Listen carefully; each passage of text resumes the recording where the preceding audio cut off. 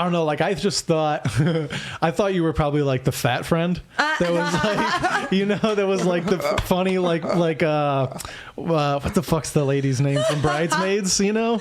Melissa McCarthy. Yeah, like that kind of like Melissa. I was like, oh, that's a fat girl name. I don't think it's McCarthy, it's the other. Yeah, Melissa. She is fat. Yeah. So like that's what I was like. She makes us all laugh. So like so I was like super skeptical. I was like, yeah, like have her hit me up on Instagram because I wasn't about to give you my phone number. I don't know who the hell you are. Yeah. Welcome back to another episode of Medium Podcast. It's your host, Melissa Nami. And it's me, Connor. And today's guest, we've got comedian and podcaster William Henderson. Hey, thanks for having me. Thanks for being here, dude. Yeah, no problem. How you doing today? Good. Happy Pride Month or whatever. I don't know if I'm supposed to say that to... Hip hip, go gays! Is that something you're supposed to wish the gays? Like, if I meet a Jewish person like during Hanukkah, I should say Happy Hanukkah, even though I don't participate in it. Yeah, you know what I mean? It's not like the biggest deal to me. Maybe to somebody else it would mean a lot. Yeah, I think we should treat it more like Hanukkah, and like we should get you all like a gift every day that just keeps getting better. It keeps getting gayer. Keeps getting way gayer. I have a lot of gay friends. Are you trying to make me go broke, man? It doesn't have to be big. It can just be small. I mean, gays don't like small things, but it could be like a dangly earring for like your dude friend. You know? Yeah, like here's a condom. Like the first 5 days, you just give them one single condom, or like the first 12 days of Pride Month. For you get gay a condom. dudes, you're gonna need more than that. All right, you get them like a 3-pack every day. Oh man, that counts as one, and then you know the first time Chantel and I went to Pride, they give out shit all the time, and when we got home, they had given away like a condom in a circular bag, and I thought it would be really funny to put it in her sister's room in a cup holder. Like I just tucked it away. I'm like, you know, she might find it tomorrow, she might find it in a month. But when she finds it, it'll be funny. Super funny. And it turned out like that same weekend, they had a friend of theirs, like a gentleman, stay the night. And she was out of town, but he stayed the night in her room, and she got home and she's like, why the fuck did, I forget the guy's name.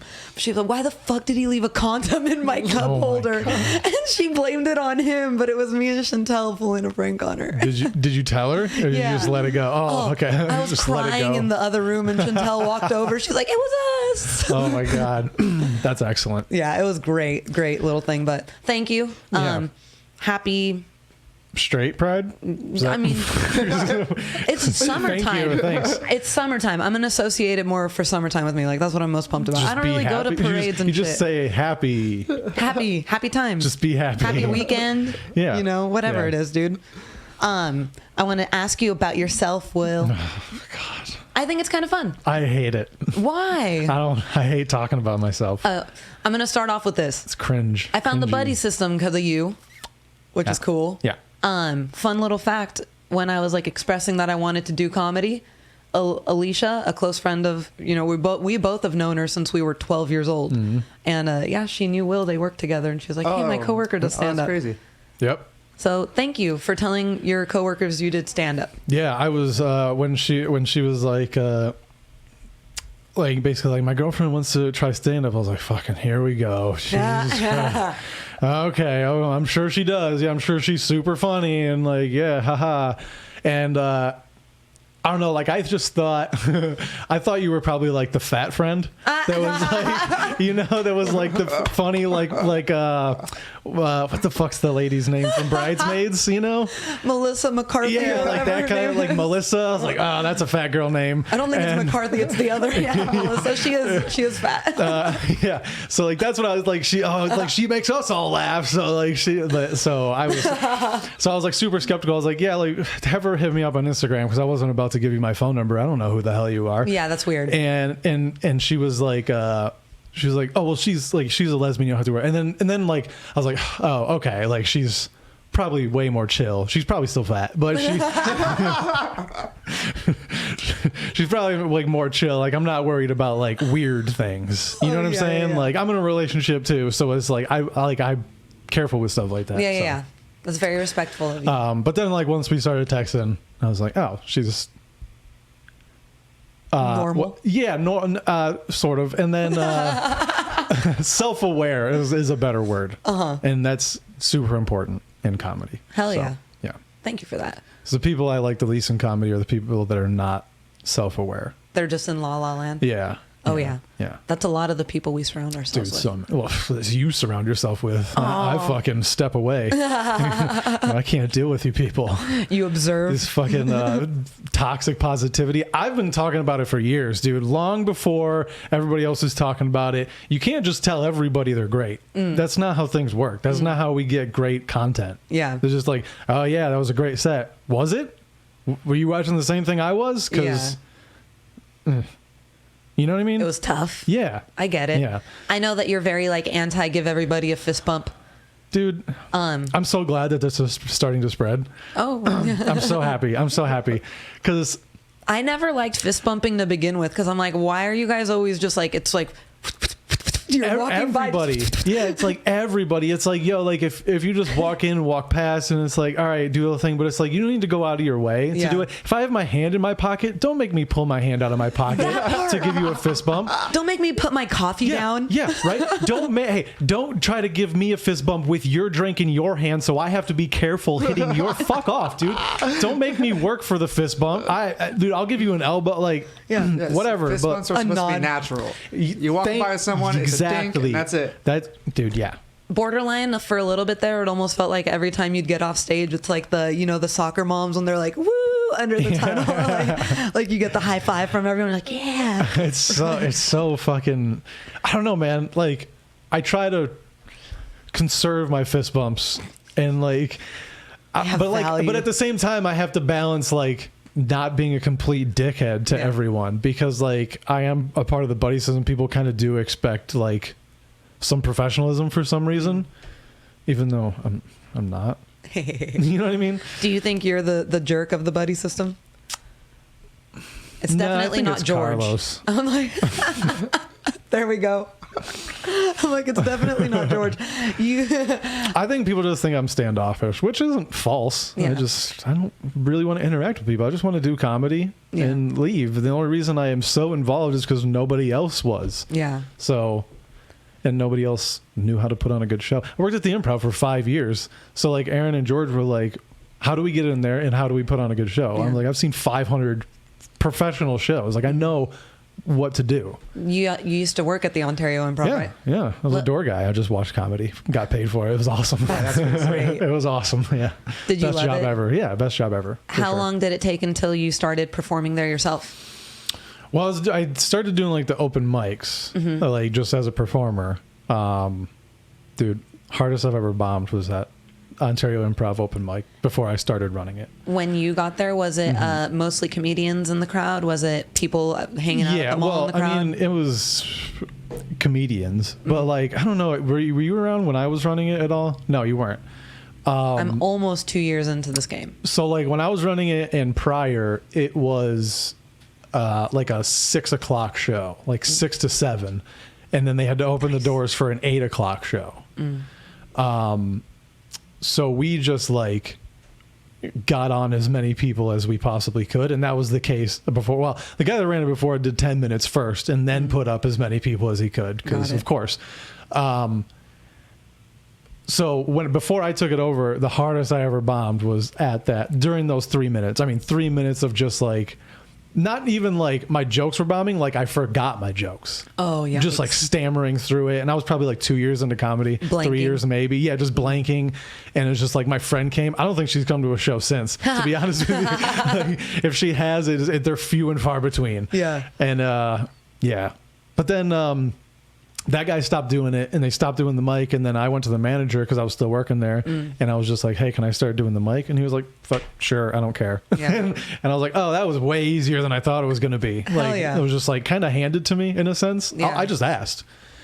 And so I started running it with a person named Alec Damani, who is no longer with us. He's alive. He's just not doing comedy anymore. Oh, damn, that's sad. George, Will might have a track record. No, you've probably actually, he comes around every once in a blue moon. So like maybe you've seen him. But anyway, we ran it for a long time and then the pandemic hit and that fucked everything up. And that's when you stopped working there? Yeah. When did I start like performing the first time? I'm trying to remember if I was still working there. It was like 2019.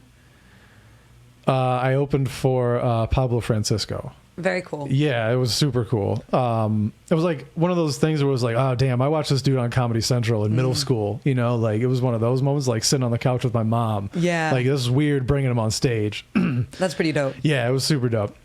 But that was just a thing of like those 5 years that I was working there, just like pestering the managers, just being like, because we had a radio system with like social or secret service style like headphones. It was awesome. Secret agent man. Yeah, it was dope. So we'd be in the showroom just watching the show and be like, hey, I'm way better than this host. You know that, right? Like, honestly, like constantly pestering them like, hey, like, when are you going to book me? Like, book me. Like, I'm better than a lot of these comics. Like, book me. And like, that's fucking dope that you did that. You got to do. So my dad always said the squeaky wheel gets the oil. I like that. Yeah, a little bit. Very white reference. It is. But now when comics come up and they're like, how do I get booked? I'm like, will you fucking leave me alone? Yeah. You know? So, but I guess it depends on the context, right? Because if you're not if you don't have the stuff to back it up, then it's like you shouldn't be squeaking. Yeah. You know? But you were squeaking because you had already shown them what you can do as a host, and you were working there. Yeah. I'd So I was pester just them too, squeaking every day. I was just squeaking. Yeah. Just I don't know. I'm stupid. Squeaker. Squeaking. Yep. That's cool. Yeah. It's definitely. But they hit you up after you stopped working there? I think it was right before, because it was right before the pandemic. So I was working there maybe like 2 days a week at most. Damn. Just on Saturdays, I would just work. And Saturday, Sunday. So it would have been one of those weekends. And then like 5 months later, they shut down. Damn. But then now I'm like, okay, now I'm in the Rolodex of comics, and they know I'm local. So if they need someone basically last minute. Yeah. That happened recently, no? Yeah. Well, it's happened a couple times. I opened for Casey Frey, some TikTok Vine person. I had no idea who it was, but it was sold out. Yeah. It was crazy.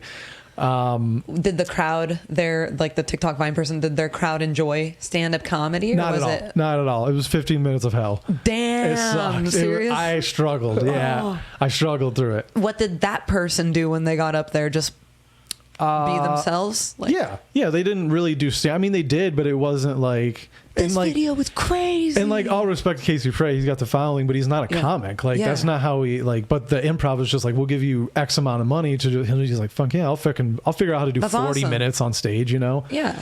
So like, he brought another comic, and then I hosted, and I don't know, like, it was weird though, because he's like a gay or like bi dude, and like that's what most of his stuff is geared toward, where he's like, I'll fuck your dad, I guess, kind of thing. Yeah. Damn. Like I'll go suck your dad's dick, like kind of thing. Whoa. It's very aggressive. Don't clip that separate from me. It'd be really fucked up, dude. We're gonna have to start a soundboard, Melissa. It's just Will talking about fathers. Yeah. Let me suck your dad's dick. We send it to your girlfriend. Yeah, right. So it was probably like a bunch of that stuff. Yeah. You know, just in stand-up quote unquote form. So they definitely weren't there for your... Not there at all. No. Because it's weird, like, even if people are fans of a stand-up comic and they're to see them, they're still fans of stand-up comedy. So they can appreciate you even though you're not the person they're there to see. Yeah. When they go to see like a YouTuber or one of these TikTok people, they're there to see them. And they want to see what they're going to do. They're like, get through your little dance monkey and then fucking get off stage. Especially like when it comes to LGBTQ performers, it tends to be, and correct me if you guys think I'm wrong, that the majority of the crowd will also be of the LGBTQ community. Yeah. Like we went and saw Mateo Lane. I didn't do a poll, but I would assume. No, it's a thing. Like you guys, do you know who Mateo Lane is? I think so, yeah. You know him? Yeah. Yeah, so we went and saw him live. We went with Chantel's brother. He's gay. So we went all together, and he like asked the crowd, he was like, anyone in here straight, like straight dude? Just and 2 or 3, just... He straight up said, what are you doing here? Did your girlfriend bring you here? Like, what are you doing here? Like, do you know what I'm going to talk about? Yeah. So there's that factor in there too, because you're not going in there talking about sucking off, no, and Schweinies. And part of the deal when they booked me was no gay stuff. Really? Yeah. Oh, I don't know if I didn't sign any papers, so I can say it. Yeah. But yeah, it was like no gay jokes. They wanted it to be solely for him? Yeah. Oh, okay. Then maybe they wanted a little curveball in the beginning. I've gotten this, but no, I think they just wanted it saved for him. Yeah. I think they just wanted like all those like those pops from the gay jokes to be for him. Yeah. And because I've got this before, again, this is inside stuff. I don't know if I should be sharing it, but if you want us to bleep it out afterwards, we can. I think it's fine. Okay, fine. I was trying to open for Harlan Williams when he was in Ontario recently. Awesome. And I was really pushing for it. I was texting the manager. I was like, "Hey, let me open for Harlan. Like, I would love to." Yeah. And I was gonna do it. They were gonna give it to me, but they were like, "You have to do 20 minutes clean, no crowd work." And I was like, on my honor, I can't do that. Like, yeah. I can't not swear. But in my mind, I'm like, is Harlan Williams clean? Like, that seems weird to me. Yeah. That he would want to clean. I watch his podcast. He swears and everything. That's what I was going to say. I'm like, I'm pretty sure I hear him cussing pretty often. Yeah. So I've never seen his stand up though. Yeah. Same. So Does he want to save up the shock factor for when he's on stage? That's kind of what I wondered. But also the person that they ended up getting to host for him, I know can't do 20 minutes of good, clean comedy. Yeah. So I don't know what transpired. I'll share. I'm sharing too much. I'm having fun with it. I'm sure you are. That's next question. All right. You moved here from Michigan. Yeah. How's that? Which part, the moving or the Michigan? I guess like both of it, because my big question is Michigan. Yeah, the Michigan. Did you start stand up in Michigan or did you start stand up here? No, I started in Michigan. I started at a little bar called White's Bar in Saginaw, Michigan. Not as racist as it sounds. I know. It sounds very racist, but Saginaw has lots of black people. End, that's what makes it sound racist. What? Say it again. Saginaw. Saginaw? Yeah, that part. That's sounds a Native American word. How dare you? Yeah, but never mind. Leave it up to the good old American man to name a city after the people he stole the land from. You're goddamn right. We know how to pay our respects. Those counties tend to sound like the whitest counties to me when it's like. Yeah, my county was Tuscola. Is that another Native American for word? Sure. Damn. Yeah, dude. For sure. There's a lot up there. I mean, I went to Thieves. Whatever, dude. Seemed to turn out good for most of the world. I know. I used to be on the winning team. Now they added us to the census. I used to be able to click Caucasian. Now Arabs are on there. Caucasian/other. Yeah. Whatever. Now they put Middle Eastern, so there's Lebanese. Perfect. Yep. But tell us about Whites in Stockholm, Michigan. I mean, I don't know. Everything's kind of the same everywhere, just with different people and like a larger density. Does that make sense? Like nothing when I came out here was a huge shock. There was just like more Mexicans, and you know what I mean? There was just more cultures that I hadn't been exposed to. Yeah. And so like I found it fun. Yeah. Because it was just like, oh, it's not like just like a stamp of a town every 20 miles, you know, because that's what it is in Michigan. Like, here's a town, and you go down this highway, you go through either like cornfields or some forests, and then you go to another town where you have to slow down to 25 miles an hour and just creep through that, even though there's nobody crossing the streets or nobody even walking on the sidewalks. It's just like there's nobody there. Like, there's not much going on. Like, there is comedy there, but it's not like, even in Detroit, it's not like LA where you can get up multiple times every night. You know? Do a lot of people have that misconception when it comes to bigger cities and smaller states? No, I don't think so. No. I think people in the smaller places, smaller cities and like locales, I don't think they understand how vast it is or can be. And that's like, I think moving like across the country is a really good experience because you realize how small you are. Yeah. You just go into like some comedy scene and everybody's like, who the fuck are you? Like, who are you? You just like prove yourself again. You know, like it means something. How long were you doing comedy in Michigan before you decided to move?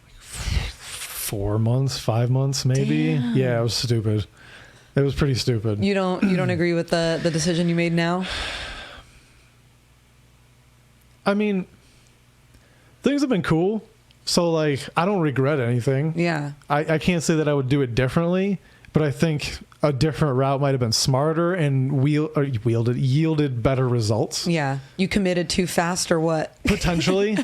And like, cause I was like, I'm going to go to LA cause I didn't want to go to New York cause it's too cold still. Yeah. And, you wanted to get away from the snow. Yeah, dude, I'm over it. I was over it. It's fucking cold for 4 months of the year. I'm like, I'm good. I always say, like, I can't imagine the whole waking up and having to compensate for that time you spend, like, cleaning your windshield and making sure you can get down your driveway. Yeah, like, go start your car for 15 minutes and just let it run. That's let it warm up. That's crazy to me. Yeah, go do that and then go back in, brush your teeth, and like.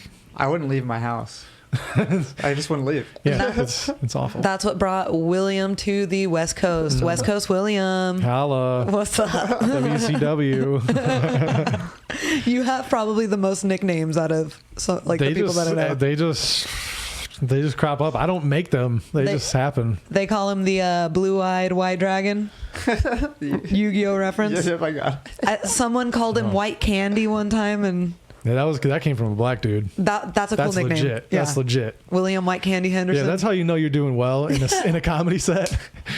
When a black guy gives you a nickname. Hey, you White Candy, because you sweet. I'm like, oh shit, man, you making me blush. And now we got West Coast William. So we got West Coast William.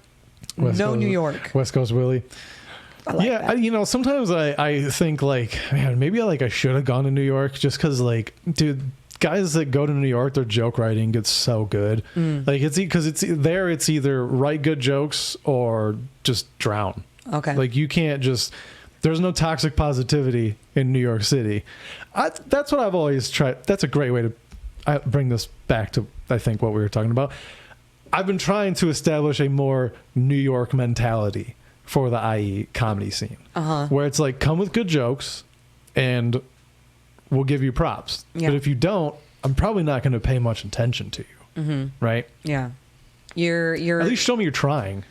You want your attention to be caught, not obliged. Like, you don't have. Yeah, that makes sense. Especially because you're there the whole time and you're there every single mic. Yeah. So. For so long. Yeah, I get it. Dude, so long. Because I have no idea how much comedy I've watched. So what do you think that is? Just you think the void of toxic positivity is what forces people to write better? I'm trying to decipher what the fuck that means. Because you said if I went to New York, I would have probably done better because people who go to New York end up, like, their writing is really good. I think I would have a different style. Okay. Yeah. What do you think makes their writing better? I think it's just the overall, like, culture and mentality of New York City is just faster. I think they have a shorter attention span, not in a necessarily a bad way. Yeah. Just in like you need to keep me involved or I'm fucking out of here, dude. Yeah, they get, like, on the East Coast, they hear Californians talk and they go that you guys talk way too slow. Yeah, speed it up. And here's the thing, dude. If any of us went to, like, the Midwest, people would be like, you need to slow down, friend. you're fucking going a mile a minute. And you can feel it when you go in the Midwest, like, into, like, a grocery store. Yeah. You, like, go, we're quick. Because we're used to having, like, people waiting for us. So we go, we put our stuff up, we put the thing in, they're just like, boop. Open the bag, put it in. Have you tried these? Boop. These are delicious. Fucking shut the fuck. I don't want small talk. My grandson loves these cookies. Yeah. Do you know? Chocolate? Yeah. Do you know? Man lives out on 24 over there. And he's like, man, like that kind of like shit. Because everybody knows it. My dad was a teacher, so everybody knows me. So it's like, how's your dad? What's he up to? Will's in town. How you been? Fuck. Oh, you're Kurt's boy, right? Yeah. Fuck. That's cool. I think that's fun. I guess. My dad is, my dad's like I don't want to say a local celebrity, but he has a baseball field named, like my high school baseball field is named after my dad. Henderson Field? Yeah. Very cool. Yeah, yeah. What did your dad do to gain his celebrity? He was just a coach for like 35 years. At the high school? Yeah. And like taught at the same school. So like, people were taught by him, were coached by him, they would go to college, they'd move back to the area, have a family, and then their kids would be coached and taught by my dad as well. Yeah. So it was just like there was multiple generations, several families that just like all knew my dad, and like he's a good coach. Yeah. He has like 300 something wins over his career. Like he's in he's in the Michigan Baseball Coaches Hall of Fame. Like, did he play his whole life? Yeah. Did he play in college? No. I think he walked on or tried to walk on to Central Michigan. That brings me back. I went to Central Michigan where the Chippewas. That's another Native American thing. Yeah. That's the whitest thing you could do. What do you mean? Just to name, like, come on. Like, if Israel was out there naming things after Palestinian monuments, we'd all be like, what the fuck are you doing? We'd all say, what the fuck are you doing? But we're over here and we're like, the Central Michigan Chippewas. Well, I mean, we could just be like, just eradicate them all. That's what that's what they're doing. So you guys, my people are being affected. You both are trying to do it to each other. Lebanon has nothing to do with that. Yeah, all of them. They're all of them. War in the Middle East. I don't even know. A tale as old as time. This is why I don't talk politics, because I don't know. I have no idea. I'm just saying, it's a wild thing to do. Like, I always think about the Parks and have you ever watched Parks and Recreation? I mean, yeah, but not like they religiously. Always Pawnee, Indiana, like that's their whole little setting is an Indiana city, and in their like city hall, it's all like, oh, and this is where, Captain insert white name here beheaded chief, and they say like the Indian tribes, and you see them like on these bloody. It's very satirical to like what happened for us to gain the land. But like the university works in tandem with the tribe still too. Oh, it does? Yeah. Oh, so that's cool. like there's some kind of monetary like agreement. So there's reparations basically. Oh, okay. And like even like before I went there was there's no like iconography of like Native American stuff. Oh, okay. So you can't do like headdresses, feathers, face paint. That's cool. Any of that stuff. Like no fucking like none of that stuff. So it's like it is like sort of respected. I get what you're saying. I do agree with you. Yeah. But it's like for where we're at, it's pretty respectful. No, you're right. I didn't realize much worse. I didn't realize that it was such a symbiotic relationship. You know what I mean? So it sounds like it's not like the like the Seminoles, right? Like Florida State, where like there was like an actual like Native American tribe being like, we don't like that. Yeah. Like there's an agreement. Oh, okay, got it. Yeah, that's cool. Yeah, that's and cool. there's a casino there, so they're fucking fine. Yeah, they're fine. They're doing great. They're doing great. Well, that family is whoever owns it. The rest of them, whatever. So do you believe the trajectory, like if you stayed in Michigan, do you think the trajectory of your comedy career would have been, let's go buddy system? Sorry, what? Do you think the trajectory of your career would have been the same as it is now? Do you believe it would have been more like, stagnant? Do you think it would have been bigger? I think if I stayed in Michigan, I think I would have just like, for lack of a better term, gotten Michigan famous. Like, because there is like a select group of comics that regularly like quote unquote tour Michigan, and I don't know if they'll make a living off it, but it's do those people branch out a little bit, but the majority of it is like Michigan, like maybe a little bit Indiana, like northern Indiana or Ohio, even though Ohio's trash. Shoot, turf wars, all the shade to Ohio. Damn, is there like a Michigan Ohio beef? Yeah. You guys don't know this? No. Yeah, I mean, like Michigan, Ohio State, like football rivalry, and like we're just better than them. Ohio is the armpit of America. You've never heard this? No, but Michigan's the hand, isn't it? You're goddamn right. I have a friend from Cincinnati, Ohio. I'm going to ask him when I get home tonight about this. Trash. I'm going to say that we talk shit on him at the podcast today. Since he's okay, my sister lives kind of around Cincinnati. So she's a traitor? Yeah, she's trash. She used to live in San Jose, and then she went to Ohio. I was like, wow, they must have given you a lot of money. That's true, too. Well, San Jose is super expensive, by the way.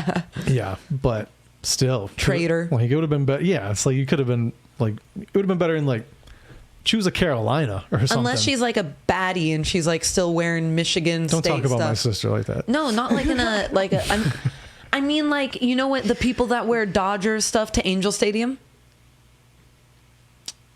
Oh, and so she's like still repping. Yeah, like she's like Michigan stuff for life. Ohio, like towards like probably like maybe people are side eyeing her at the grocery store. I'm pretty sure. Damn, you just thought I sexualized your sister? I don't know Yeah, your sister. I If she do. looks anything like you, Sorry, yuck. I just thought as that's fucked up. I just thought as You went there. I just thought as a gay woman that your mind thinks just like mine, and that's what I do when I think of friends, sisters. Yeah, like I wonder what she's like to fuck. No. I wonder what she's like in bed. What's up? God, you're terrible. I know. I don't have any sisters. Cool. I'm just kidding. Nice. This guy. But yeah, I have no idea what their names are, but I've already thought about it. I meant more that whole like that idea of like the people who, you know, you go to see your teams playing here, and I'm gonna wear their jersey. Well, I've seen my nephew wearing Cincinnati Reds stuff at a Cincinnati Reds game. I know. I almost flew there and bombed the whole stadium. Unbelievable. So she is a traitor just through and through. You know what? I never really thought about it until you brought it up, and it's pretty embarrassing. I'm sorry for your loss. Well, we have a rift in our family now. I've established. I'm going to create it after this. You know, I might text her right now. Y'all, you burn that jersey and you burn it now. Send me a video. That's great. Yeah. You wouldn't have wanted the local famous. It would have just been different. No, you don't. I probably would have been making more money, but like not. I don't know. I genuinely, it's hard to say. Yeah. You know what I mean? I have no idea. This is the only route that I know. You know, people always ask me when they find out that my dad was a teacher, they're always like, what was it like to have your dad as a teacher? I'm like, I don't know. That's all I know. Yeah. Like, I don't know what it's like to not. So I couldn't tell you. You know, so it's like, I don't know what it'd been like if I stayed in Michigan for the last 10 years. Yeah. Just wanted to blow my brains out. Just driving across M46 through middle of cornfields at 11 o'clock after bombing my dick off at some small bar in Grand Rapids. You know what I mean? Yeah, like, yeah. you don't even know those towns. You know what I'm saying? So it's like, I don't want to do that. When you moved here, where did you end up initially? Victorville. Yeah. So Okay. I looked at a map and I was like, that's close enough. Did you realize how far away it actually was? Yeah, that was the first mistake I realized. I was like, God, the first time I went there, I was like, what the fuck? I think I tried to apply in like jobs in like the Riverside area when I was living up there, and I drove down here. I was like, oh my God, this is so far. Yeah. I was like, this isn't even like LA, and this is far. I was like, this sucks, dude. Yep. So, but I had such a good deal in my room up there that I was paying like $300 something a month. So, yeah, I was just doing comedy. First job I got was the Improv. Okay, very cool. Yeah. So you're just driving Ontario. Yep. That's perfect. Yep. And like not even during like rush hour, because I would go down like night times essentially. That's perfect. Yeah. Where were you doing stand up when you first got here? In Riverside? Yeah. So the Hideaway, that's like right around the corner from the W and Back to the Grind. Was Buddy System already established? No. This Okay. is 2 or 3 years easily before the Buddy System. Oh, okay. I started working at the Improv. I made friends with Alec Damani, who I brought up earlier, and then Not Gil. deceased. Yeah, not deceased, but not doing comedy. So dead to me. And Gil Fierro. I'm kidding, Alec, if you see this. And Gil Fierro, who's still around in both senses. They were working there also. Yeah. And they were like started. They were both. Well, Gil had been doing it. Alec was just starting. And we had found out about this like music mic at the Hideaway. Okay. So we were like, let's go there and check it out and like ask if we can like get a spot. And of course they were like, it would be like 2 or 3 songs, you know, that's how they determine their time slots. So we're like, how can we like work in? And they're like, I don't know, what do you want to do, like 15 minutes? And they're like, we were like, we don't fucking need like that's way too long for any, like that's unnecessary. Yeah. Well, they're used to people wanting to do a couple songs and a song Right. on And they're average is thinking like 3 minutes. Exactly. They're thinking like 10, 15 minutes like per band, right? Yeah. So we're like, how about we just like go up in between the bands, like when they're like tearing down and setting up for the next one. Yeah. Like we'll just go do our jokes for like 7-8 minutes while they're doing that instead of playing jukebox music and everybody stops paying attention. Yep. And they're like, yeah, go do that. So we did that for a while. Was it tough with people rummaging behind you?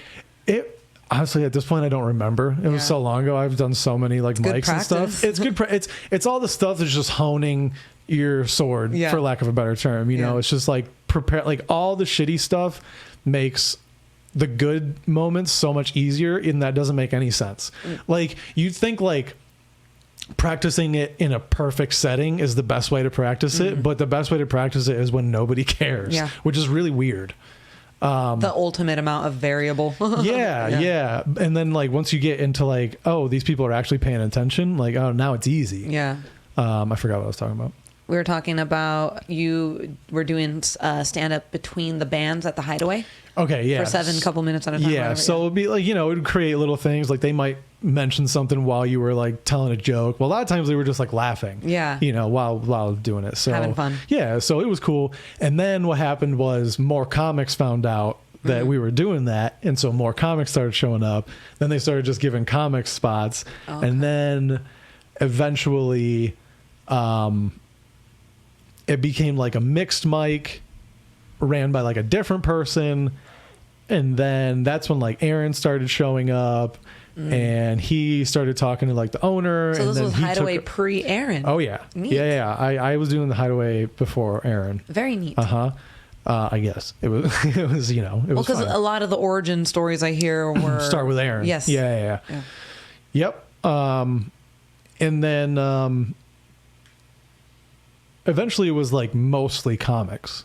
And like the musicians started to hate us. Like musicians don't like comics. Like, Is that true? No, I don't think so. Well, not for me, anyways. He's But it's just like, saying but that it's 'cause like he's here. if.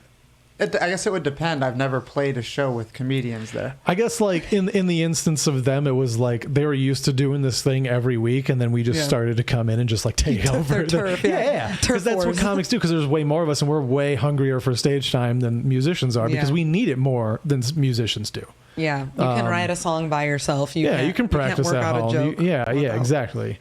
And so like there was some animosity, and then I have no problem with musicians. I mean, most of the time, if there's a musician at an open mic, I'm like, this is going to be boring. And it usually So is. I don't play shows like that. So Exactly, I'm yeah. not on that bucket. What kind of music do you play? A shit ton of different stuff. Yeah, it's all. I don't know. You can ask her. She might know better than I do. I like to describe it as like rock meets video game music a lot of Okay. the time. So he blends a lot of different genres depending on kind of what you do, because you have I just think rock we should music. be friends, dude. Yeah, You guys I don't would see probably why get not. along We'd so probably be good friends. especially with the video game stuff. You want to play D&D? You want to take her spot? I don't know about D&D. I could be down. I've never tried it, but I played Cyberpunk. You say says take that. my spot like I've gotten a chance to have a spot. I haven't been able to play. Everybody that He's goes bullying me. everybody that goes like, I don't know if I would like it. I've never tried it, and then I tries know it. I would like it. I just don't know Okay. if I have time for it. That's fair. That's Yeah, fair. yeah. That is fair. Do you guys only have room for one? No, I was joking. Okay. Well, you'll play. I was joking. We'll figure. Well, because even Chantel was a little interested in Oh it my too. god, we have to start a group with just you guys. Really? I don't know. I don't know how it works.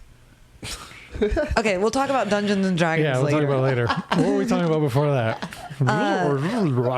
So the comics showed up. They were beefing Right. with the musicians. And then somehow, like, Aaron started talking with the owner of the Hideaway, and they came to an agreement that he would start running Tuesdays as like a comedy thing, except for the owner didn't tell like the music people. And so like, and we started earlier than they normally would. So we were like already in the midst of the open mic, and then they showed up being like, what the fuck's going on? So there was just kind of this riff there. And, but like, it didn't affect me. Like, I don't care about those musicians. Yeah. Like, they don't affect me. Like, the way I see it, more comedy, the better. when you saw more comedians coming through, did you kind of see the scene becoming what it could be yet? Or were you still just there for what you were doing?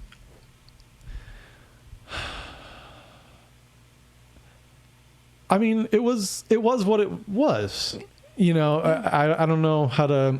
You were more you were just passively in there. You weren't. I was just focused on my comedy. That makes sense. You know, I wasn't worried about like, wow, look at this scene that we're building and like all that shit. I'm like, I'm just trying to like figure this out. Yeah. You know, I get it. Like that's all I'm worried about. It is a very selfish pursuit when For you sure. look at it. For sure. Yeah. Yeah, and that's why I don't need to talk to people. Yeah. I don't talk to that many people either. Yeah. I say hi, be as friendly as I can be, if what's up, but that's when I say what's up, yeah, that's pretty much it. But I do get bothered. I don't want to say I get bothered, but if I saw you writing in your notebook, or if you were checking something out and I'm like, hey, well, what's up? That's pretty much where I'd leave it. Unless you looked at me, closed your notebook, and was like, hey, Melissa, how's it going today? Can I be honest with you? Yeah. If I'm writing my notebook, don't even say what's up to me. No, don't say anything. You get if I am in my notebook, especially, just don't if you don't look up at me, I'm not even going to acknowledge you. But sure. if you notice that I showed up, I'm just using the example of when I go downstairs and people are signing up, right? If you notice me and my presence, I'll say, what's up? But I won't expect you to respond. It's more of a hey. You know what I mean? Yeah. But unless engaged with. But there's so many people, there's been times where I'm looking at my notebook or doing something hey, what are you doing? And I purposefully make them feel uncomfortable. I just look at them. Oh, just, trying to write jokes? Yeah. See, this is the mentality. You need to say it outright. I'm trying to write jokes. What are you doing? Being weird. Yeah. Yeah. Yeah, maybe you should be writing jokes too. That's what I'd be saying to him. We try that out instead of talking amongst your little fucking stupid cliques. Do you see the cliques? It's cute. Yeah, it's cute. It's cute. Yeah. That's funny. Yeah. I see it too when I'm coming in and out. The people hanging out in the back and stuff like that. I'm always just oh, look at all these groups of friends. And then be like, oh, that was so funny, and I just. Gross. Disgusting. You just don't want any positive reinforcement, dude, do you? I don't even know if I've told George or Carlos that I've liked any of their bits ever. Really? I can't. No, that's not true. I like George. He has a couple stuff where I like that. I go, but that's about the extent of it. I don't afterwards be like, dude, that's so funny. That bit that you're doing about that. I don't. I'll just be like, dude, I like that line, or whatever it is. It'll be one little thing. You keep it simple. Yeah. You don't big them up. Yeah. Fucking, they don't need it. I'll give you a nice compliment. Oh fuck! Here we go. No, there was a moment at the Ontario Improv when we did it the last time, and it's funny because you're describing bombing there before for 15 minutes of just a horrible time. Yeah. But it's now when you compare it to that time when you did the headlining spot for the Buddy System show. Dude, there was a time we went out for fresh air, and I was walking back up that hallway from the backside, and the hallway was rumbling from how hard people were laughing when you were on stage. And then I remember opening the door, and I was like, in cartoons when the sound is so high, that's what it felt like. Ace Ventura's. Yep. That's what it felt like. So I'm going to give you a little compliment. That was. Well, I think I was at that show, right? Did you? I saw him perform at the Improv, so. Then yeah, that was the one. That show, Oh yeah, he smashed. And me and Mason were leaving on the way out, and I'm pretty sure I looked at you and said, "Good set." Did you hate me? No. No. He's all compliment. No. When it comes to after show stuff, that's me being professional, because that's you're a patron. You're not another comic. That's different, dude. That's way different. Yeah. So after the Improv, I'm standing out there with the intent to be thanks for coming, thanks for laughing. If you want more, follow me, that kind of shit. Yeah. I'm trying to be professional and try to be charismatic and shit. I don't know. It wasn't even my moment, but it was a moment I was a part of. You know what I mean? Being on the show, and I just remember it was so cool, knowing, oh, Will's on stage right now. That was when I did 30. The 30? Yeah. Okay. Yeah. And it was, again, the hallway was rumbling, and when I opened the door, I was like, damn, he's really just yeah, dude. I don't know what to say. I fucking crush. That was a. Thanks. A very belated fist bump. Yeah, I don't know what to say. No, it's just there. I think there's a time and place for positivity, especially if you don't hear it a lot. And I feel like dudes don't hear a lot of positivity. But so. But I know. You're such a dude. You know what I mean, though? I know when I do well. Yeah. And for the most part, I don't need much else I get than that, yeah. You know, it's like because it's like, oh, I came up with pretty much all this, like 2 or 3 things. People are like, hey, use this line. So dude, I feel so weird. I get to those moments in my set and they hit and I go, damn, I didn't even write that. Yep. And there's like 2 or 3 and I still think about it to this day. And Yeah. they're like 7-year-old bits. Yeah. What do you think about friends giving friends tags? I think a lot of people do it. It's fine. Yeah. I don't think there's anything wrong with that. I want to start doing that more. Yeah. Like if I'm like, if something that I know is like, oh, that's a good one, I should tell blah, blah, blah. They have a bit Yeah. about this. Well, Yeah. a good joke comes from the person delivering it too. You Yeah. have to know how I to agree with deliver that the too. joke Yeah. also. So like, I don't know. I guess you kind of have to take it and then like make it your own. Yes. In a sense. 100%. But some people have been like, hey, I like that idea. Like you should take it further. I'm like, oh, okay. Like I needed, sometimes you need like that kind of like talk about it elaborate more. more. Yeah. I feel That like I was makes in the sense. middle of something. I forgot. I'm so sorry. No, it's fine. I'm just all going hopped, off on hopped all. up on caffeine and THC. No, let's go. Let's go. Do you, I guess right here, you were telling us before Aaron and George kind of took over the hideaway. Yeah. And we ended up going on a tangent for toxic positivity. Yeah. Sure. Yeah. So You tell your friends they don't have any funny jokes. yeah. Mhm. Yeah.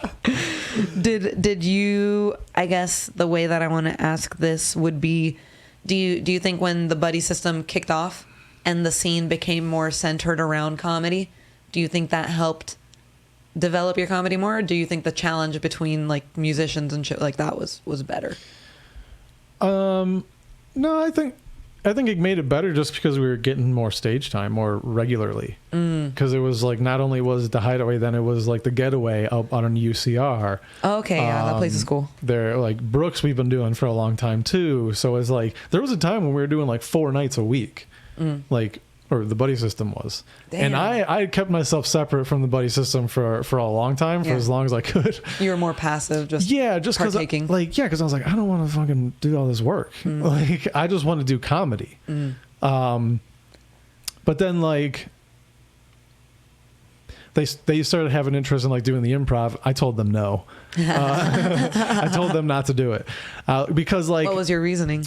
because I'd been working there long enough. I've seen enough like shows that do what we wanted to do, and it's a very I don't want to say a slippery slope. It's hard to go from like giving people free tickets to like getting paid for it, and so it's like you have to balance out like popularity versus people willing to pay for it. Does that make sense?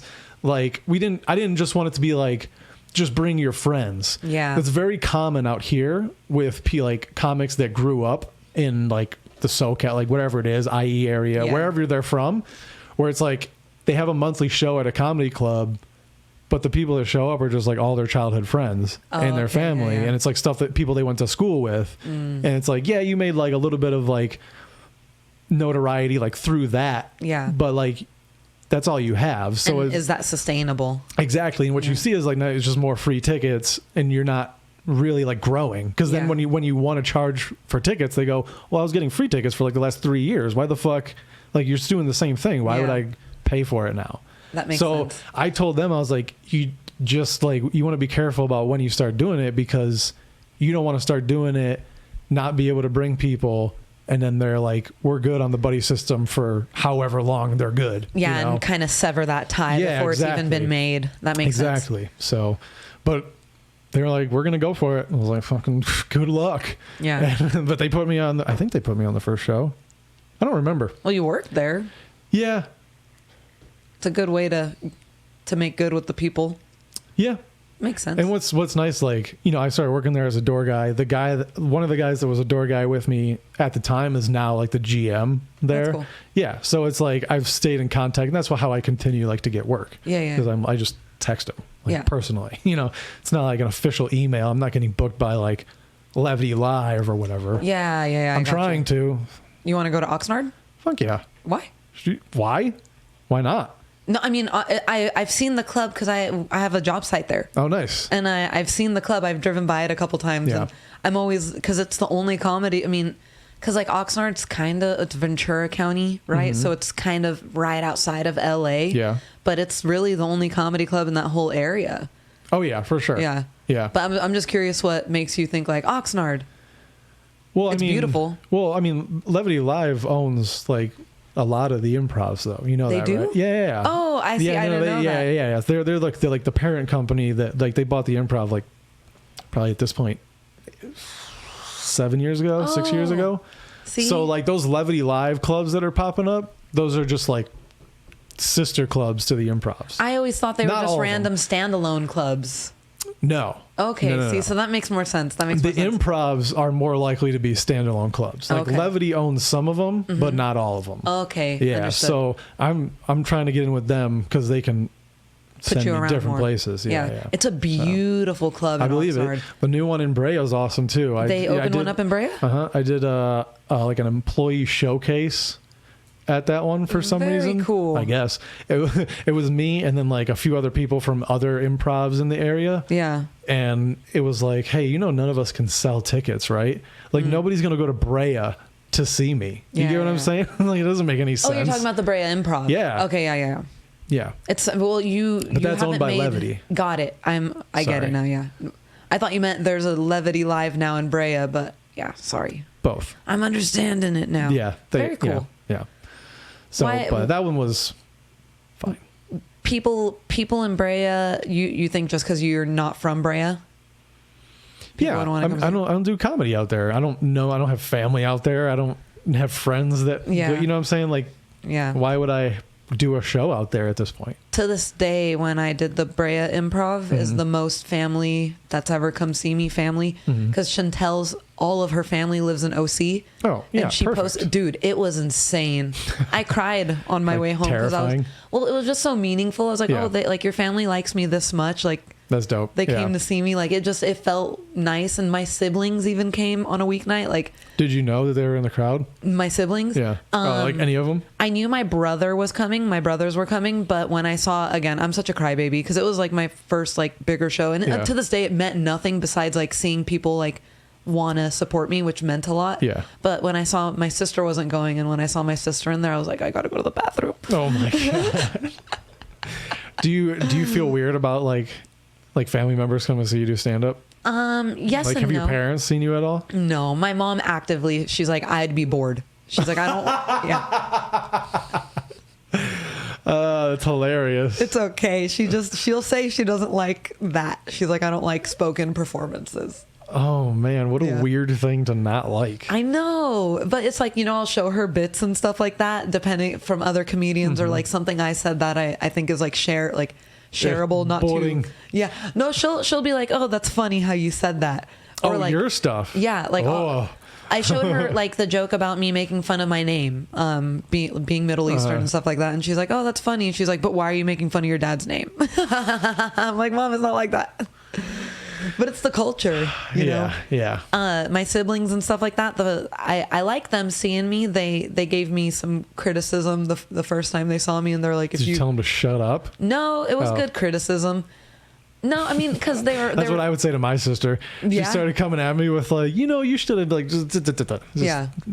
They said I was funny, but they were like, if you only want to be like a lesbian comic, then your jokes are, Oh, And I don't- That's I not don't- bad advice. No, it's not, because I want to be funny, period. Yeah, I don't want to. yeah. I don't want to be the person that's only funny for lesbians. You know what I mean? Right, right. So they told me that, and it changed. That's how you get to asking straight people at your show why the fuck they're here. Yeah, and I don't want to do that. I want to Yeah. be funny for everybody. Exactly. Yeah. So I get that. They told me that, and I did go home and I did write a couple more bits about like Not being a lesbian. No, I mean my bits. So I'm totally not a lesbian. No, not like that. Back, Just like life stuff. yeah, more Yeah, life stuff, yeah. more observational comedy, and I still bring it to myself a little bit, but it's not the center of the joke. Yeah, I kind of went through a period of the same thing where, like, especially like when I dated my first black girl. Yeah. it was like constantly like that stuff. And Aaron was like, "Hey, how about you do a set where you don't talk about that?" And I was like, oh shit, all right. It's like fucking You feel exposed. challenge accepted. And then I was like, fuck, do I have 5 minutes? Yeah. It's like, so But it's like, at the same time, it's like, that's your life. Yeah. So it's like, and I'm having this new experience. What am I not going to write about it? Like, this is what's going on in my life. So, and at the same time, it's like that birthed 5 minutes of really good material that I use to this day. Yeah. So like, whatever. It's a bit of like a structure thing too for like what my jokes were, because I have a joke about like adopting a crack baby, and the way I used to set it up used to involve, hey, my girlfriend wants to have a kid, and da. But now I have a setup where I don't even bring up the girlfriend at all. I'm just talking about crack babies. Yeah. And now it's a joke about crack babies without referencing my relationship with anybody, and I think it makes it more palatable for all people. It's the nuances. Yeah. And that's like, those are the things that like we look for when like we're looking to like book new people, or like, oh, this person's improving. It's like, are you trying different things? Are you saying things with a different like inflection? Are you using different words? Do you have to use that word every time? Yeah. Use a thesaurus. Try something else. Like there are a lot of different, the beautiful thing about the English language is there's a lot of different ways to say the same thing. Yes. And you're not always going to find the funniest way to say something right off the bat. And listen, I'm a hypocrite. I do the same thing over and over again, just being like, it's going to work this time. Oh, it's going to work this time. And it doesn't. I go, what's going on here? And so like, and a lot of times I just drop the bit, but I think about it again. I'm like, that's not funny. Yeah. I just need a better way to present it, and that's like what I want to see more of, like newer comics. It's like, play with your ideas more. Yeah. Mess around a little bit, come at it from a different angle. I don't know if people think about their jokes as much as like I did. I don't really, now that I have like a set, I'm like doing this weird thing where I have to balance like keeping those honed, like that 30 minutes, like ready to go, and also like trying to come up with new stuff. Yeah. And I lost my train of thought. I don't know what it was, so I can't help. I get what you're saying though. Keeping that bit that you have honed, that's a hard thing that I'm trying to figure out the balance with, because it's like, you get booked on shows and you're, oh, this bit's been working, let me try this new stuff. Yeah. And the new stuff starts working, so you start developing that. But then you're like, oh shit, this joke I used to tell, which is a great joke, I'm forgetting tags when I say it. I'm losing my momentum when I say it. I used to do a funny like, whatever. And I hate when I fuck shit up with that. It's muscle memory. Yeah. For sure. And that's where like stage time comes in play. And that's what like people are like, don't think they need to get on stage all the time. And I miss getting on stage 4 or 5 times a week. Yeah. Yeah, dude. It's just a comfort thing. It's just like being there, and like that's just a part of your day. It's not like a super special moment. It's just like, this is just what I'm doing now. Yeah. I don't know. It's true. And that's when like people are funniest, when you're just being yourself. Yeah. And like, you're trying to be funny, but like not at the same time. You're just being you because you are funny. Yeah. That's why you're a comic. I don't know. Does that make sense? It does. And that's it's funny that you say that, because recently I've been getting I consider it a compliment, because no one knows who the fuck I am. Yeah. And I'll go up and I'll do my set, and then afterwards, when there's like a couple people with comics or whatever, it's been twice. It's not like happening all the time, but the last 2 shows. No, it's the last 2 shows. It's been like, if it ever happens again, it's like, oh, like let's say it happens tonight. It's 3 times in a row now. Oh man. But people I meet are like, oh shit, you're the same here as you are there. And I'm like, okay, cool. Like that makes me feel good about myself, because I don't want to be on stage and you guys are like, damn, this girl's whatever, and then you meet me and you're like, oh, she's boring or something. See, I feel differently about myself. I think I'm kind of opposite. I feel like my stage self is like an extension of me. Yeah, I think I'm much more reserved in real life. I think I'm equally as reserved on stage. That's nice. I don't know. Like, I've always said, when I go on stage or like get in front of a microphone, whatever, like there's something that like a switch flips. Yeah. And I'm just like, I'm in a different like mindset. Oh, okay. I don't know what it is. And it's not like something I can just like turn on and off like willingly, but it's something that happens when I go on stage. And like my brain just works better. Different in a way. I don't know. I get that.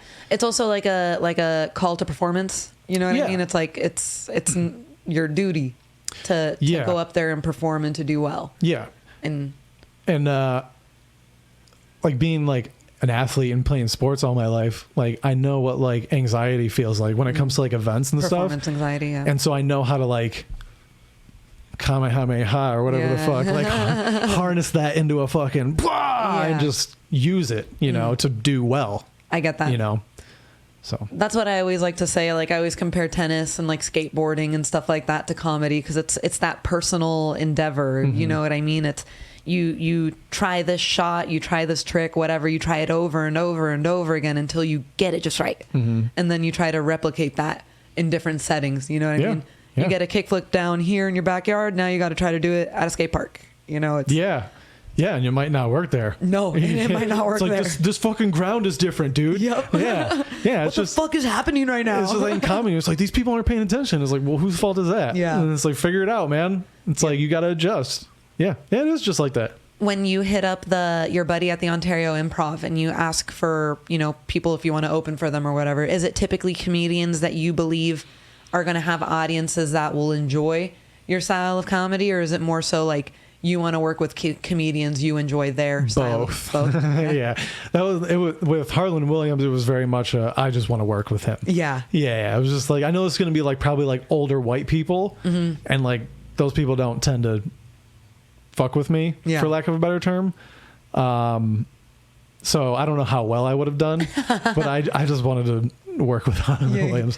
But like he seems like a good hang. Yeah, exactly. He'd be super fun to talk to. Yeah. But there's certain ones like anytime like one of the Legion of Skanks comes through, Louis J. Gomez, Big J, I hit them. I'm like, yo, I would crush with their crowds because they like comedy and they like dirty shit. Yep. I'll do crowd work type race of stuff. Like I'm your fucking guy, you know.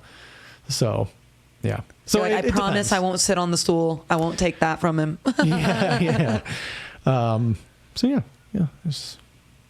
Are you excited for your show at the? And I don't think this episode will come out before it, right? No, this episode's in 2 weeks. Yeah, this is Georgia's show. I got nothing to do with it. I'm showing up and doing 10 minutes and fucking getting out of there. Hey, I'm not even gonna stay for George's set. I'm gonna leave. Damn. Yeah, fuck him. He's there for work and work only. Yeah, I don't know. I don't even know if I'm gonna get paid for this one. Damn. Just kidding. Yeah, no, it should be fun. I mean, it's like that mix of like nerves and stress mixed with like excitement because it's the improv. Yeah. It's a real comedy club. We don't get to do it very often, so it's always fun to do it. But it's a cool always club too. Yeah, oh yeah.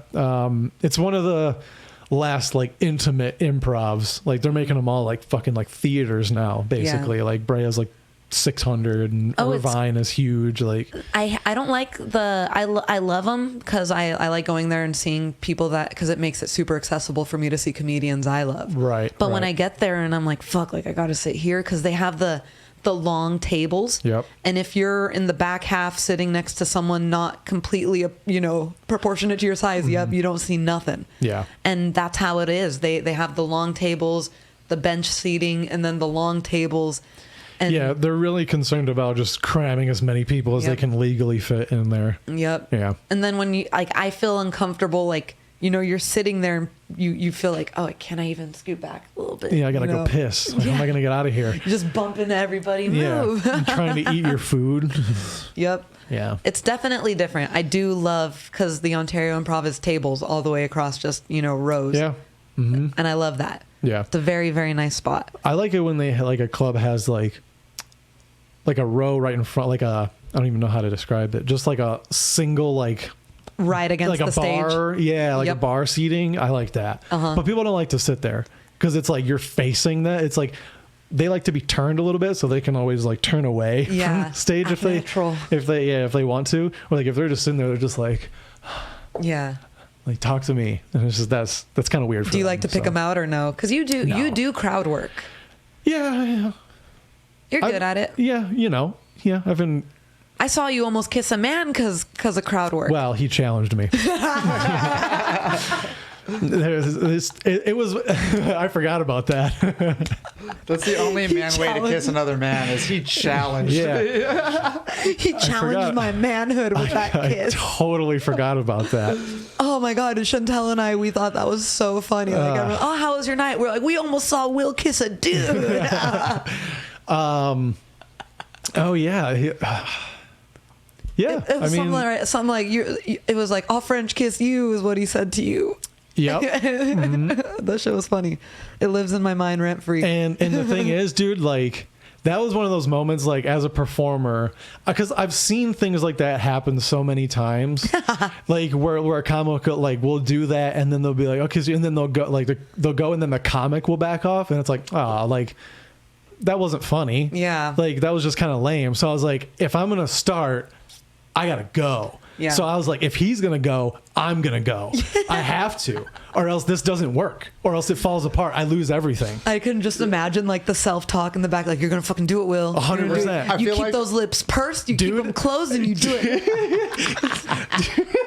And then, like my first gay kiss, you have no idea, no idea the butterflies that were going on. Like if I wasn't walking through the crowd, you could have probably seen my hand shaking with the mic. Just like I'd be lying if I said I wasn't nervous. I was like, I don't want to kiss a dude. Yeah. I don't want to do it. You were committed to the bit. You were committed. Take it back. Not my first gay kiss. I did kiss Bobby Lee. Hey. I was literally just about to bring him up. I was about to say he kind of pigeoned his whole career to having to kiss dudes and show his butthole all the time. Yeah.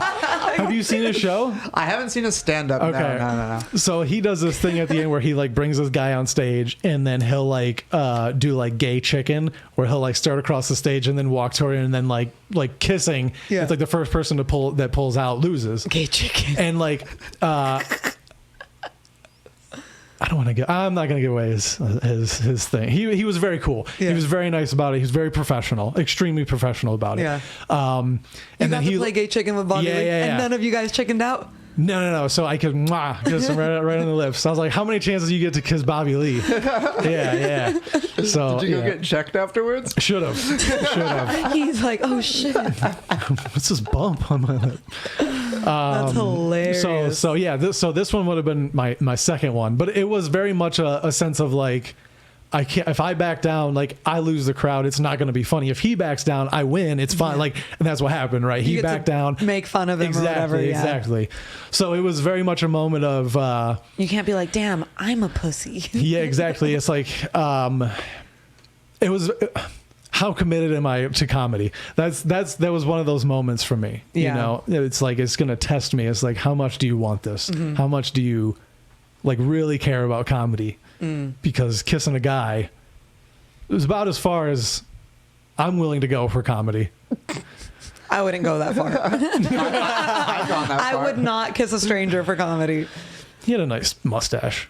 Oh, there you go. Yeah. You were giving. You're finding what you could find in him. Yeah, that's sweet. It would have been. The only thing I was worried, like, because I've thought about this before, is like when two gay guys that have mustaches or facial hair kiss, it was like be like Velcro, where they like sticks together and then they can't pull it apart and just to pull off. They have to get somebody else, like grab them by the head. They're stuck. They're stuck. Yeah, like the Chinese finger trap, but with your dicks or something. Get the scissors. They have to just trim your mustache a little bit around each other's lips. That'd be awful. That's funny. I forgot about that. Thanks for bringing that up. I had a good time with it. Yeah. I had a good time with it. I remember being in the audience and I thought it was absolutely hilarious. I don't know. Like, I do like crowd. I've gotten away from it at the Back to the Grind because it's so dark down there. And it's hard to see people. Where like the W was like way better lit and it was way easier to just like sit in the back before my set and just like pick people out. See it. And just be like, I'm going to talk to them. Like, what the fuck's going on over there? Here's what I have formulated in my head. That's what I guess, like, not that anybody asks for crowd work advice. Formulate something in your head. Yeah. And then have them prove you wrong. How about this part? The people who formulate something in their head and that person leaves and they go, damn, where did that girl with the red shirt go? I had the best bit. And they still say it, but none of us give a shit because only they were really paying attention to the red shirt. Been there, done that, made that mistake. Yep. Dude, I've done everything. I've done everything fucking stupid that you can think of. Dumb as fuck. I ever told you the story about how I got counted down off stage? So this was the Hideaway. This was when Aaron was running it. This was I was probably 4 years into comedy, maybe 5. There was this group of like 3 girls, 3 guys that were there, and I was like, I'm gonna do crowd work with them, right?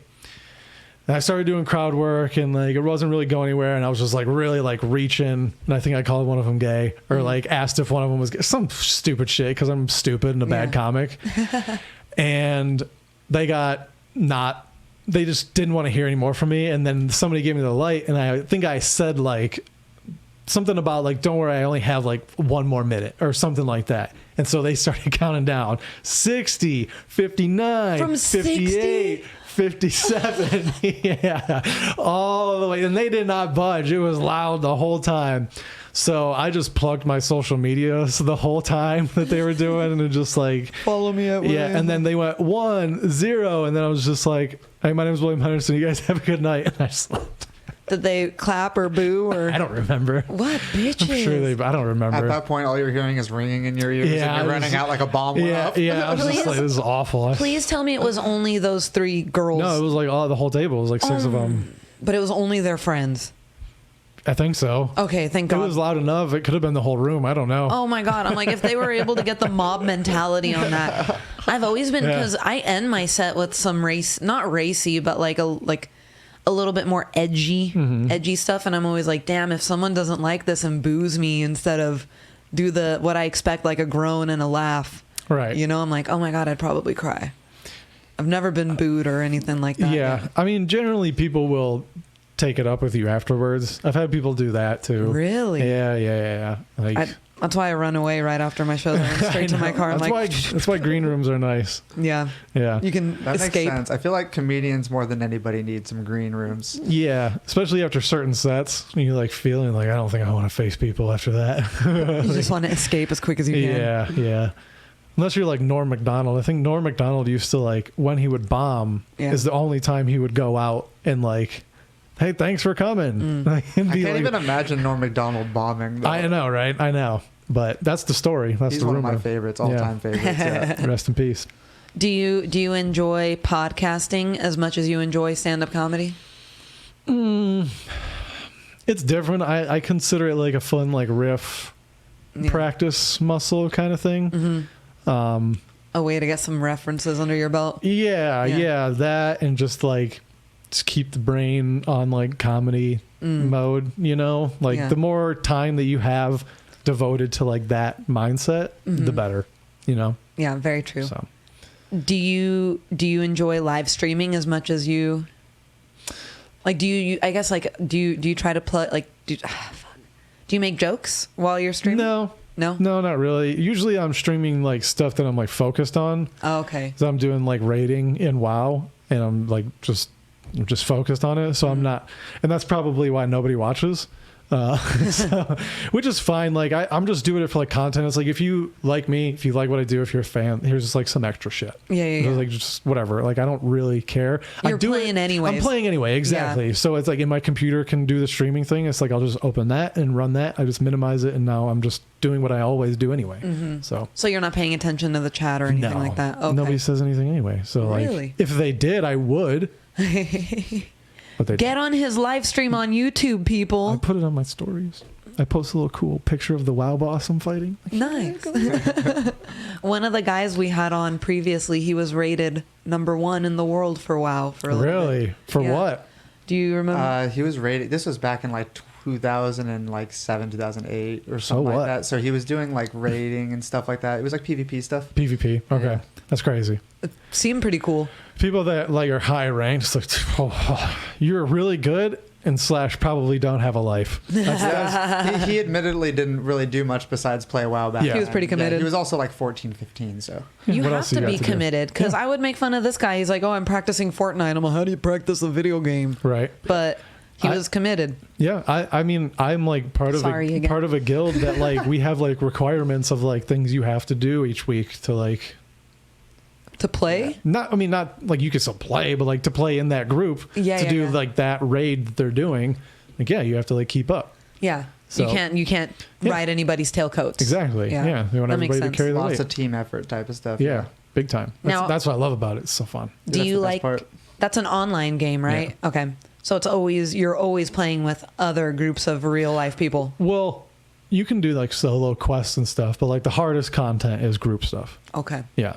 Have you ever been interested in playing a game like when you guys were talking before the pod, right before the whole Hitman type of thing? Like, not necessarily Hitman itself, but anything that you can like speed run or do anything like that, like you're playing against just the game. Oh yeah, I do that stuff all the time. I play like the Hogwarts game was fucking awesome. Oh, okay. The Hogwarts Legacy. Yeah, it's fantastic. Yeah, it's so fun. I just got actually I just got a tennis game. Did you really? Yeah, it's like on free on Steam right now. You can play Top Spin 2K25 for free for like this weekend. So Top Spin was so much fun back in the day. I know. I haven't played it since the original Xbox. Yep. My original Xbox came with Top Spin, and I played it quite a bit back then. I was like, let me check this out. It's pretty fun. Oh yeah, I'm like addicted to it. I've been playing like, if I wasn't playing WoW, I was playing tennis. They probably released it this weekend because it's the Roland Garros tournament in France. Oh, is it? That's going on right now. That could make sense. Yeah. I love tennis. Do you really? I love tennis. I love soccer. I love sports. Like, I don't know, when people don't like a sport, I'm usually the person that's like, no, that sport's great. Really? Like, you just don't understand it. That's on you.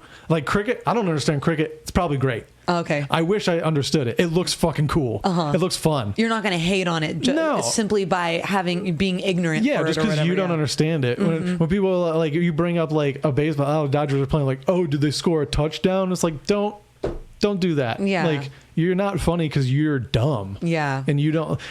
Or condescending. I'm sure we're supposed to be ending soon, but this like thing of like sports like not being cool, I don't know where it came from. Of like not knowing sports, like where did that come from? I don't think it's cool to not know anything. I think it has a lot to do with the fans. People associate the sports with the fans when I don't think they should, obviously. Right. You know, but they're like, oh, aggressive, like silly man, like you know, wrong. like that kind of stuff, you know. That's fair. See, I know the basics of sports. Like, I understand, like, oh, in football, you're on a field, it's a touchdown. That's pretty fucking basic. You know, they do quarters and halves. You know what I mean? What does hockey measure in? Do you know? Hockey's in periods. Oh, very good. Yeah, very good. they play in a puck. That's pretty good. I know the thing that turns me off from football is the rivalry thing, because I'm like, if you're a true football fan, but you're like, I ain't watching the fucking Super Bowl because the Rams didn't make it. I'm like, then do you really like football? Like, you should just be pumped that this is like the big tournament and there's two teams playing each other. Fair, yeah. You know? I watch the big games. So when people get really cliquey about what they like, that's when I'm like, I just don't fucking get it. Like, I don't hate football, but I don't follow football. I don't hate baseball. I don't follow it. I follow my team. Yeah. Because I don't have time to fucking follow everything. For sure. You know? Right? But if it's the playoffs for basketball, right? And who's your team for basketball? Don't have one. Okay. Don't care about basketball. No, It's you the don't? only one I care about. Really? I like all sports, but it's the only one that I actually follow. So you like the Lakers or the Clippers? Yeah, I'm a Lakers fan. Okay, so but like, I'm the type of person that I follow like YouTube channels that talk about all the teams at the same time. And at the end, you'll watch it, even if the Lakers aren't in it, right? Yeah, totally. Thank you, Connor. That's good. I think that's good. I'd watch baseball, and baseball is my favorite sport. Yeah. I would watch baseball if the especially if it's like World Series without the Tigers in it, for sure. See, okay. Playoff baseball is great. The problem is it's very difficult to find to watch now. Yeah. Like, you know, like it's just like all the streaming services and like they're like, give us $57 we have rights for to it. this series. And Yeah, it's like, they split it all up. Some games are on this channel, some games are on this channel. You have to have this service for these games, even if it's the same team. And this one's on cable. It's like, I don't have cable. Yeah, the Dodgers were the worst for years. It's great to be a fan from like Michigan, like that's living over here, because I can watch all the Tigers games with MLB TV and like no restrictions whatsoever. It's fucking awesome. Because here they mainly try to monetize the Angels and Dodgers games. I can't watch any of those games, but I don't care about those games. So it's whatever. Yeah. See, and I'll always say, like, if I had tickets to a football game or a baseball game, like, I'd go. That sounds like fun. no one's going to have a bad time in a crowd that's electric and enjoying what's going on. Like, even if you don't know about it, you'd figure it out. Like, yeah. And I have no problem explaining things to people of sports, but if I don't think they're going to remember it, then I get like, just let me enjoy the game. Yeah. Like, my girl's not a sports person, but like when we go, she'll be like, why is this happening? But I know it's just because she just doesn't understand the sport. So like, I'll like explain it and then she'll be like, oh, okay. And then she commits it to memory because she's not stupid. Yeah. You know, she puts effort into retaining what you're sharing with her. Yeah. Yeah. See, that makes sense. It's called love. Oh, she remembers what a touchdown is. She remembers Shohei Ohtani's name. It's crazy. And it's not just because she's attracted to him, right? Yeah. She fucking better not be. He's the Japanese baseball player, right? Yeah. See, like, I know the basics. For the record, was definitely involved in that gambling scandal. I think so too. There's no way. Tell me about it. Way. What's the scandal? His translator was popped for like sports gambling. He was like 1 point something million. It was like 2 million. It was plus. several $1 million in debt. That not only was he in debt, but he had like stolen it from Ohtani, and like a lot of money. Damn. And it was like over the course of the time he was with him, it was like $6 or $7 million that he had swindled out of him, and he was only in debt like the 2 million whatever. Yeah. But he had stolen like a lot of money from him. Damn. And it's like, how do you not realize? No, yeah. How do you not realize? How do you not like notice that you're someone that's with you all the time is a fucking addict, bro? Yeah. Like, there's certain things where it's like you should have picked up on that. Especially gambling, you need to be for the most part present to gamble. Well, now they put you it don't on see the him phone. on his phone all the time. Yeah, you. And isn't that crazy? He's just doing it in English, so he can't understand it. What a dickhead. He's on dating apps. He just always very interested in women. He's just like, yeah, these are just all the hoes that are texting me. So hey, these are all the hoes I'm turning down for you. Yeah. That's insane. You're probably right. Have you seen Shohei's girl? Mm-mm. Is he dating a baddie? Yeah. Since someone that wears a Dodgers jersey. He's like the most famous person in Japan right now. A fucking atomic bomb. Well, they love the woman. Dodgers out there. They love baseball out there. You missed my Japanese joke. I said an atomic bomb of a woman. Oh, she's so hot. Damn. She's like a basketball player in Japan. Okay. Yeah, dude. Let's look it up. She's hot. I'm curious now too. Oh. Yeah, she's good looking. See, this is what you never get out of like a lesbian girl, out of a lesbian is like, they're like, damn, that chick's fine as fuck. You know? Do you have those thoughts? No.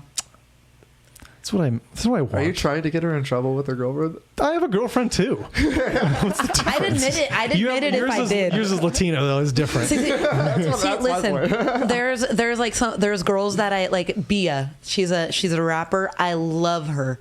And Chantel knows I love her. Is that the girl you showed me on the music video the one time? Yeah, the one that does the Rihanna. I love her. Okay. Love her. And Chantel knows when we went and saw her live, she literally at one point like reached over and put some toilet paper in your panties. She's like, cover that up. No, she legit like picked up my jaw for me. But like she proved my love, like she was worthy of my love. Yeah. Like, I don't know how to make sense. Like, no, for sure. The show was right before Halloween. She came out in a fucking Halloween costume. She was badass. She had a great show. It's like, you got to realize that like, I love you, I'm very attracted to you, but there are other attractive people too, and we're not going to pretend like they're not. Yeah, it's fucking stupid. Yeah, like, but my mind doesn't go straight to like okay, like that's interesting. I always wondered. Yeah? I always wondered. Yeah. No. That's the lesbian friend I'm really looking for. She'd probably have to be like, oh man, see, that's me stereotyping. I'm like, she'd probably have to be like butchy. Yeah, like, probably. You know what I mean? Like, damn, that shit is fine. Look at spit a little bit. Yeah. Look at the thong. You can see the top. Watch when she bends down. See, like to me, Chantel's like the epitome of just like everything I'm looking for. Yeah. So I don't really. But you like a girl. Yeah. Like a girl. I do like a girly girl. Yeah. So that's my type. Plus, again, she has Latina, so she would fucking just. Yeah. In my sleep. Well, yeah. If you said it to her, but like, are you ever like with like a dude that like is you consider just like a friend? Have I ever done that? Not really, huh, Con? I don't think so. Yeah. I'm not really doggish. I've never really been like motivated like that. I find it's just it's like an instinct. I can't not. It's Bitch, I'm a dog. Woof. it's like first thing I see like a girl that looks good. I just go, ugh. It's like that's my first thought. It's like, damn, like she's hot. Like It's very carnal of you. It is. Very. I mean, obviously, like I suppress it, but that is like the. He's like, no, I just gotta fucking get her. What's up, bitch? I just want to fucking choke her. No, but that is like the initial thought is like that like primal, like very primal, like, oh damn, like like you were saying, like she's hot. Yeah, it's unfortunate that you're in comedy then, because most of the girls that come around the comedy scene are average. It's probably a good thing. Yeah, it is good for you. Yeah, Yeah. It helps you with your self-control. For sure. I mean, yeah. It's like the Bebe Boobs episode, you know, the South Park episode. Yeah. Exactly. Yeah. And it's like, I'm not afraid to admit it because I know that like it's just it's a part of being a human. Yeah. And it's like that's why like advertising is the way it is. Yeah. Because that's just how we are. Yeah. And like I'm not rude about it. I'm not gonna say anything. I'm not gonna gawk. Yeah. But I do have those thoughts. and like I guess like I just find it interesting that like you're attracted to the same things as me. Yeah. But just like in a different way, so to speak. Yeah, I think maybe it's the lack of testosterone and also like yeah, I guess that would play a part. Well, that's a big problem for you guys, you know. Yeah. Not a problem, but it's one of the big driving. It's a problem. Yeah, it's a driving factor. I mean, when you look at humans on a basic level, we are very chemically motivated. Yeah. You know, whether that's, you know, hormones like testosterone, estrogen, it could be what you're chasing in your mind, dopamine, endorphins, all of this shit. Like super marathon runners aren't super marathon runners just because they love running. Right. They're chasing a fucking high every single time. They need to. By the time they get to that point, they're like, dude, if I don't run, I'm going to kill my whole family. Exactly. Yeah. And that's the thing is like we're very chemically driven, whether it be carnal things like that, or and stand-up does that to you too. Do you ever like take too much time off and you're like, I need to get on stage? Oh, yep. Like this is weird. That dopamine hit from getting people to laugh is huge. Yeah, that was the weirdest part about the pandemic was like having that urge and then just having nowhere to go. Oh gosh, like, okay, like I guess I'll just sit here more. Yeah. It was just weird. See, I can't imagine Zoom comedy. I never did it. Yeah, I can't imagine what it was like. You know, people just.